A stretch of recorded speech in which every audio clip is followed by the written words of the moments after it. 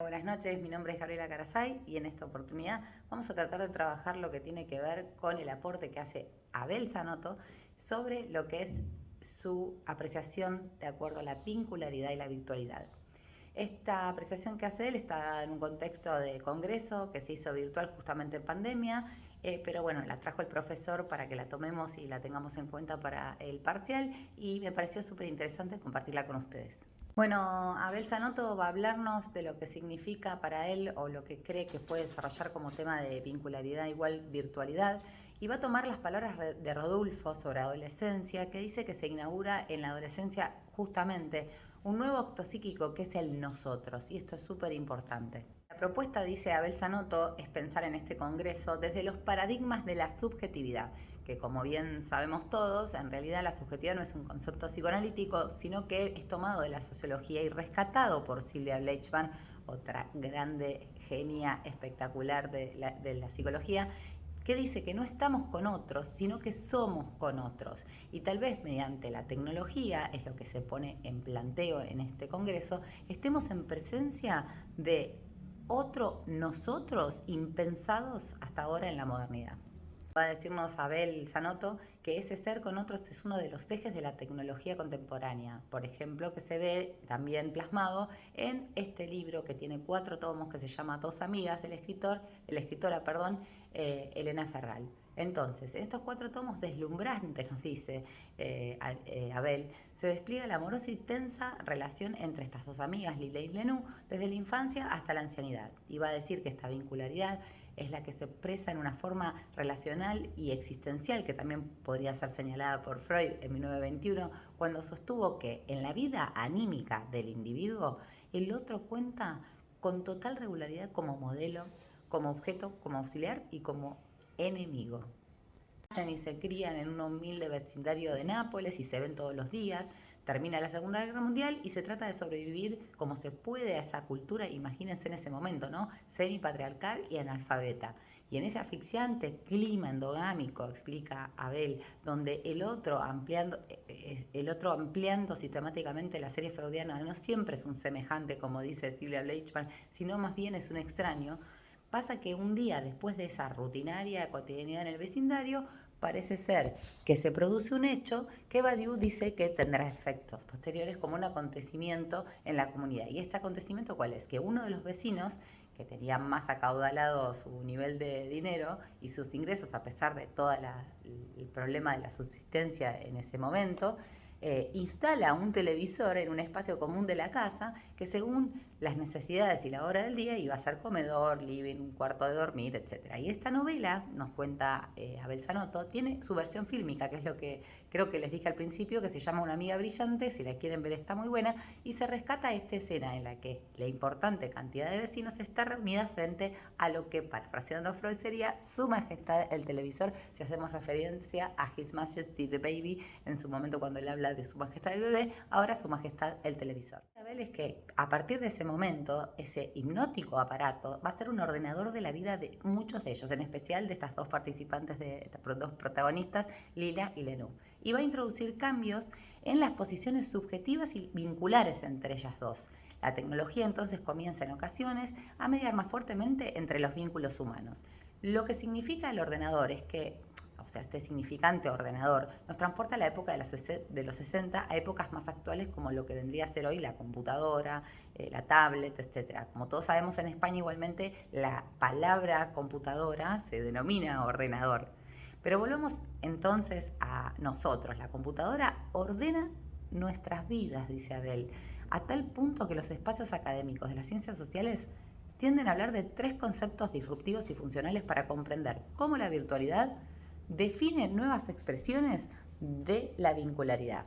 Son 3 conceptos, son cibervida, grupalidad o agrupamiento vincular y comparecencia.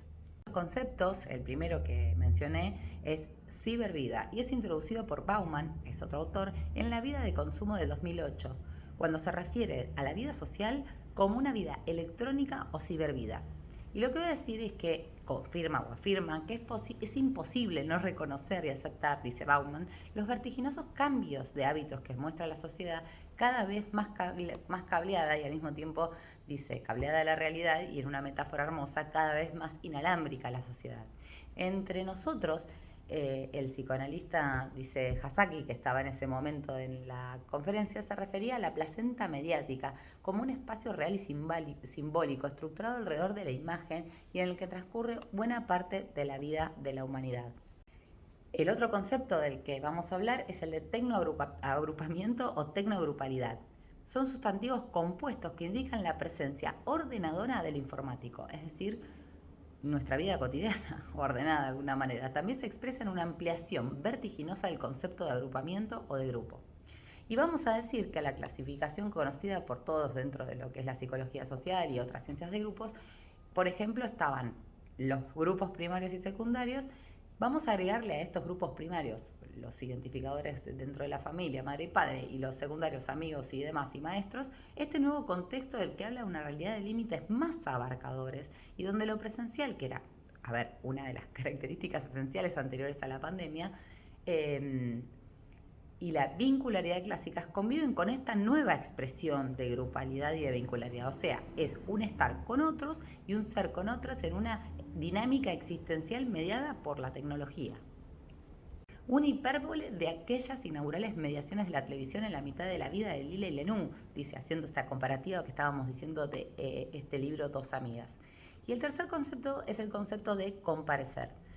La filósofa y también investigadora española, nos cuenta Abel Remedios Zafra, rescata este término del ámbito jurídico para significar el acto de presentarse ante un organismo público, por ejemplo, un órgano judicial.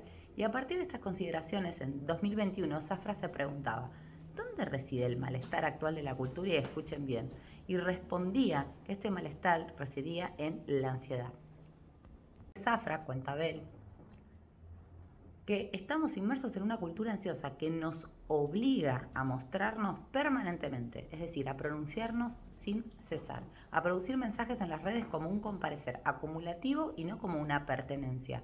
Se resumiría más así, comparecer y no pertenecer, porque si no comparecemos no vamos a ser vistos y tal vez ni siquiera existamos. Que hace un tiempo atrás había visto un banner, calculo, un zócalo, le dijo él, en el televisor, que decía lo siguiente, en un programa de música: si no estás, no existís. Comparecer es hacer también hincapié en lo cuantitativo, estar todo el tiempo posible, estar siempre, pero tal vez sin importar cómo estar. Es una tensión dilemática entre lo cuantitativo, estoy, y lo cualitativo en ecosistemas digitales. No importa cómo esté, la empatía no existe, pues todo es tan rápido que en términos de Zafra, vuelvo a mencionar, a veces anoto a Zafra, solo tenemos lecturas epidérmicas sin darnos tiempo para entenderlas. Fíjense la cantidad de metáforas preciosas que utilizan para poder acercarse a la idea de lo que están diciendo respecto a la vincularidad, entre comillas, igual virtualidad. La cultura ha entrado en lo frágil y momentáneo sin posibilidades de acceder a acciones integradoras o reflexivas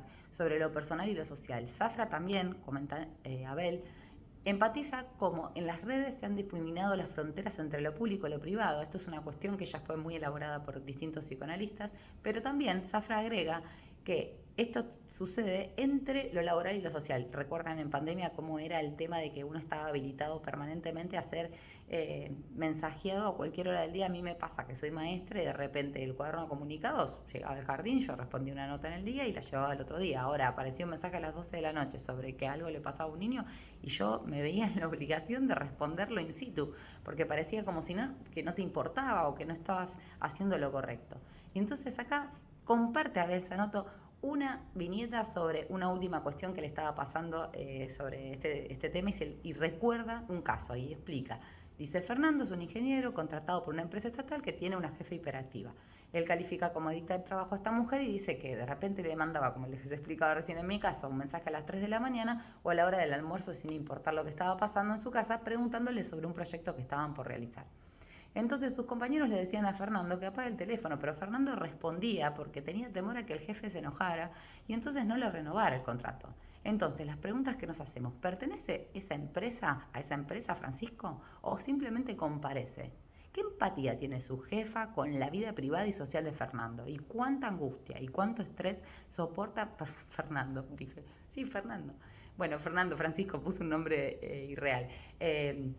¿Cuánta angustia soporta Fernando cada vez definida más por este contrato laboral que se puede terminar en cualquier momento? ¿Y cómo puede esta persona poner coto frente a un trabajo vía la tecnología que está teniendo virtualmente desde su vida cotidiana? Entonces, nos dice Abel, esta combinación de lo presencial y lo vincular con sus luces y sombras, porque recordemos que no todo siempre es malo, con sus aportes y sus carencias, sus límites infinitos en lo cuantitativo, es decir, la cantidad y el exceso, pero también con los límites finitos desde lo cualitativo, se deslizan también algunos interrogantes, dice. Una realidad que se apoya en lo híbrido como una transacción de compromiso. Que expresa como esto metafórico que veníamos hablando, como una metáfora de una formación del inconsciente, si somos muy imaginativos, dice, entre dos sistemas necesariamente, en los que necesariamente va a haber traducciones, conversiones e interrogantes. Nos preguntamos, ¿es lo mismo un vínculo cara a cara, y ustedes ya me van a estar respondiendo desde casa, que con una pantalla funcionando como intermediaria? Sabemos claramente que eso no fue así, por más que pudiéramos vernos con nuestros familiares, con nuestros amigos, y pareciera que uno no se dejaba de vincular, había algo que nos estaba faltando en pandemia. ¿Debe redefinirse, se pregunta Abel, la categoría de amigo? Y acá hacemos un pequeño paréntesis porque vuelve a narrar la historia de otro paciente al que le vamos a poner un nombre ficticio, en este caso Francisco, no sé si al otro lo nombré o no, pero bueno, va con Francisco. Un hombre mayor que hace bastante tiempo comenzó a incursionar en las redes sociales, aclara también que Francisco es divorciado y que por momentos se sentía placenteramente cuando aparecía un vivo o un match o un like. Pero Francisco también atravesaba por momentos de dolor y humillación cuando esa relación que prometía avanzar, por ejemplo, en las redes sociales, caía como en un cono de sombra, que es el famoso ghosting o que no te hablaban más por alguna situación. Una prueba oscura con lo fantasmal de la presencia y de la ausencia del goce desde un lugar que le daba luz, erotismo y reconocimiento, que conduce a la persona a un ninguneo, a espacios de sombras fanáticas y desconocimiento, dice. No sé si lo voy a poder reproducir así, pero la verdad que lo dice tan lindo que había que decirlo. Pero la intención de esta pequeña referencia, dice Abel, es hacer hincapié en el tema de los amigos. Por ejemplo, explica que también Francisco tuvo una vida social limitada, que tenía pocos amigos y unos pocos conocidos de su profesión. Y se cuestiona, podríamos decir, que de alguna manera también envidia la cantidad de amigos que posee uno de sus hijos adolescentes, que dice que es un verdadero experto en las redes sociales. Francisco dice que su hijo no tiene solo 1000 seguidores, que tiene miles de amigues. La confrontación generacional y este deshacimiento de la autoridad parental que mencionaba Freud en 1908-1909 se expresan también en las sutilezas del adulto. Y agrega dos preguntas más. ¿Debe redefinirse cómo expresamos a ese instante el concepto de sociedad y tal vez reemplazarlo, pregunta Abel, por el sistema de red de redes? ¿Somos conscientes desde el espacio intra e intersubjetivo que ocupan en nuestras vidas, las famosas redes sociales? Te los dejo como pregunta. A esta omnipresencia del concepto de red, el diccionario etimológico, y esto es muy interesante, de la lengua castellana, empieza a hacer como una apreciación sobre lo que son las redes, ¿no? Dice hasta 1074 y hasta 1607 se define como la costumbre de encerrar, ¿qué es una red, no? De encerrar el ganado durante la noche en cercado de red. En 1611 aparece el término enredadera, que literalmente, miren que no es casual la época, era envolver en redes aplicado a una mujer, la enredadera, terrible. Y entre las múltiples acepciones del vocablo red en un diccionario común, respalda la primera, aparejo hecho con hilos, cuerdas o alambres, trabados en forma de malla que se usa para pescar, cazar y para sacar. O sea, una vez que estamos dentro de una red, dice Abel, es difícil salir o salirse. La acción de entrar es voluntaria, pero es reemplazada por la imposibilidad de salir de la misma red social, y quienes estuvieron en redes sociales o estamos tienen que saber de esto. ¿Cuántas veces dijimos, basta, me voy, no, te vas y después volvés y caes de nuevo? Y lo que dice es que estos algoritmos omnipotentes y omnipresentes en la ausencia van detectando cada uno de nuestros movimientos, cosa que es verdad. Es decir, cada paso nuestro es como la impresión de una huella digital, dice Abel. Un mapa involuntario de nuestros deseos, hábitos, necesidades, carencias, proyectos y pretensiones, y también de nuestras falencias y de nuestras faltas. Una minuciosa cartografía, dice Abel Zanotto, que nos vincula los unos con los otros. Basta ver las solicitudes de amistad de la plataforma de Facebook, bueno, quedó medio obsoleto porque ahora es Instagram, no buscada por nosotros para enfrentarnos a un fenómeno, dice que en realidad, en palabras sencillas, nos podría hacer la pregunta de, pero pará, ¿Y esto de dónde apareció? ¿Cómo se arma? ¿Por qué esta chica o este chico, este fulano o fulana solicita ser mis amigos y ni los conozco?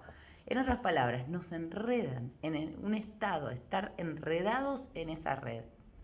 Esta omnipresencia de las redes, es adecuado preguntarnos, dice Abel Zanotto, sobre la eficacia de las mismas y cuáles serán algunos de los motivos para sus difusiones casi cósmicas, porque esto recién empieza, decía en ese momento. Lipovetsky habla de las redes como paisajes emocionales. Me pareció brillante esta acepción, paisajes emocionales, y están diseñadas para gustar y emocionar. Y esta seducción se ofrece como un hipermercado que define al mundo vincular actual mediado por la tecnología. Entonces, pensemos de nuevo, dice, en la idea del televisor, de esta historia que le contaba de dos amigas en este humilde vecindario italiano.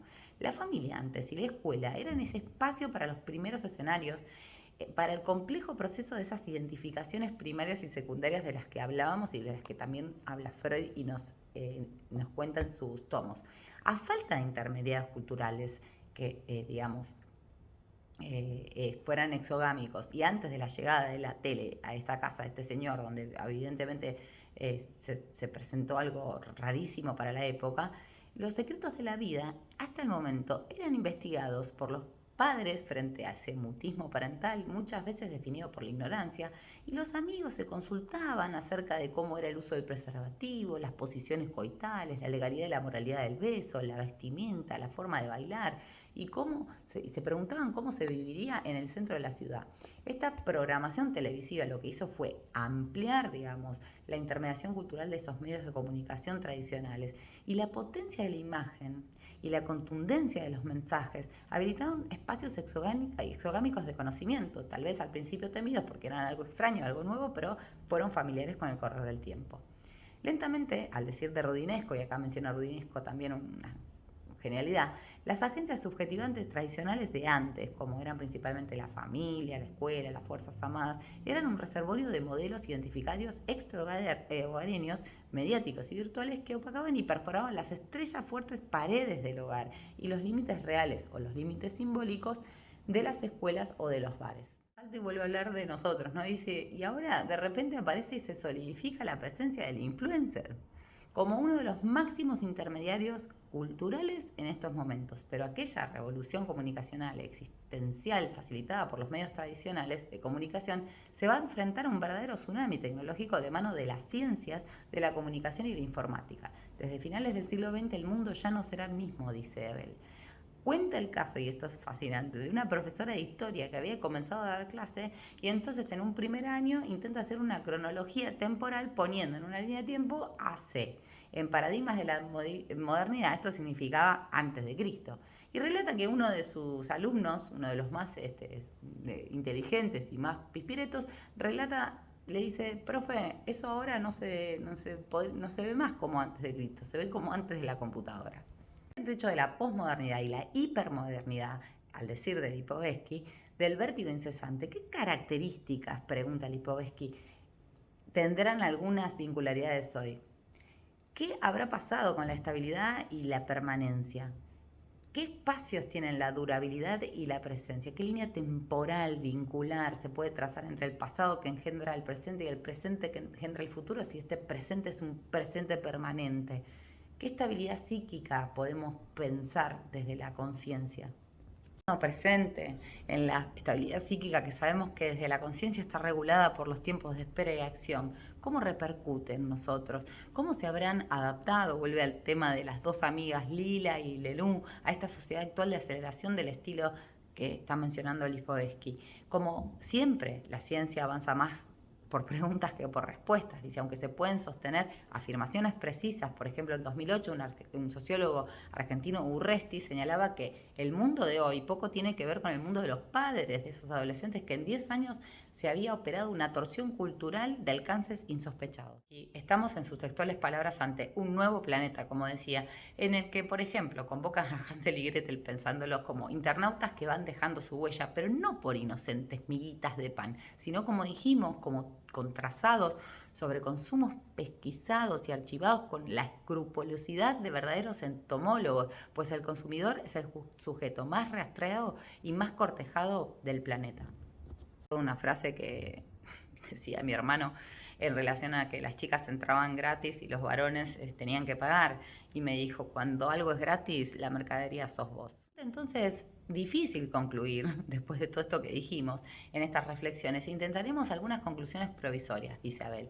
La vincularidad virtual es la forma más difundida de la sociabilidad hoy en día y la identidad grupal es inestable y evanescente en este contexto si lo sabremos. Sería preferible hablar de estados de grupalidad más que de identidades. Las vincularidades virtuales han perforado los conceptos clásicos de lo íntimo y lo privado, como dijimos, y también de lo laboral y lo social, como estuvimos señalando. La cultura del dormitorio, tan difundida en ciertos sectores de la adolescencia, asocia esta paradoja, ¿verdad? Como que la puerta está cerrada en el interior del hogar y abierta a un mundo sin límites que han producido una autonomía comunicacional juvenil nunca vista y que aparta la mirada reguladora del adulto sobre estos vínculos.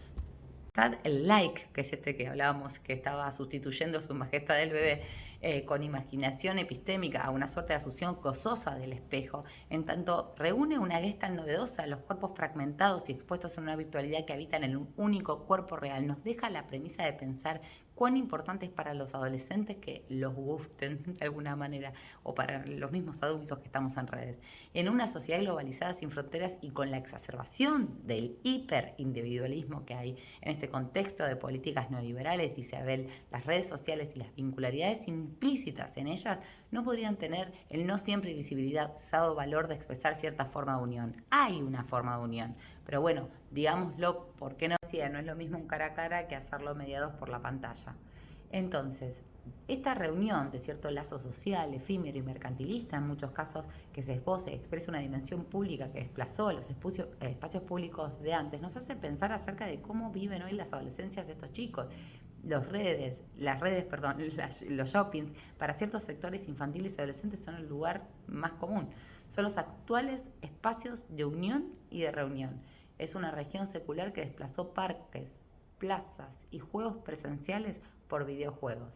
Después cuenta también como último relato que un analizante estaba indignado porque un allegado de él tenía una persona, un familiar que trabajaba en Minecraft y decía, ¿sabe usted cuántas copias se vendieron? Más de 200.000. Entonces, pensándolo de alguna manera, esta nueva forma de vincularse a través de los videojuegos, ni siquiera yendo a la casa a un compañerito a jugar, es tremenda porque se pierde ese cara a cara, ese estar con otros y esta grupalidad medio efímera. Zanotti, con esto terminamos. La vincularidad virtual no deja de ser un fabuloso negocio. Bueno, espero que les haya gustado, los veo en un próximo video y ya falta poco para el examen, así que deseenme suerte y espero que les vaya bien también a ustedes. Chao.